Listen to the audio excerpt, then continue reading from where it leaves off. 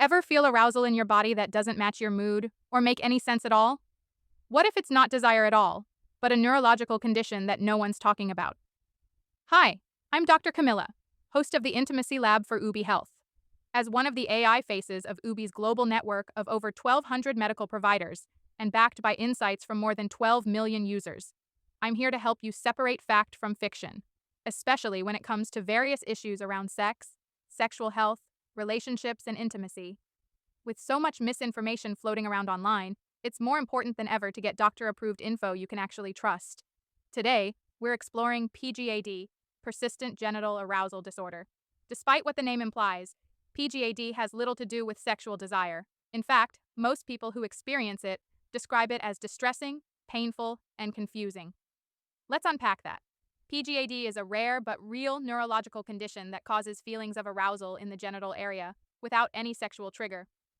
These episodes can last for hours, even days, and are often tied to nerve dysfunction in the pelvis. Think of it like a crossed wire between your brain and your genitals. Your body is sending go signals when you're actually at rest. One of my patients, who I'll call Audrey, described it as a loop I couldn't shut off.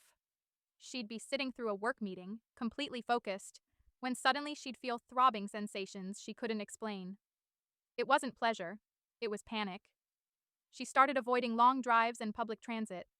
She even began to fear intimacy itself, worried her partner might misunderstand what she was experiencing. And here's the kicker. Because PGAD is so misunderstood, even among doctors, many people go years without a proper diagnosis.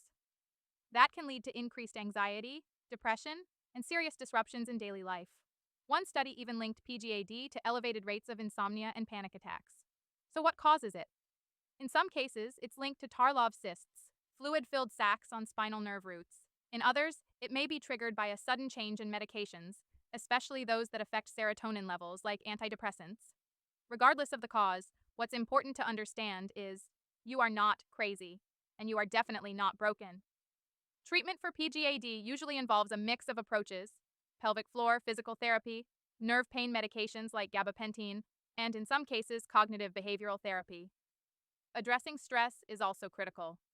The autonomic nervous system, the part of your body that handles fight or flight, can make symptoms worse when left unchecked. Mindfulness work, breath regulation, and even gentle yoga can help manage symptom flares.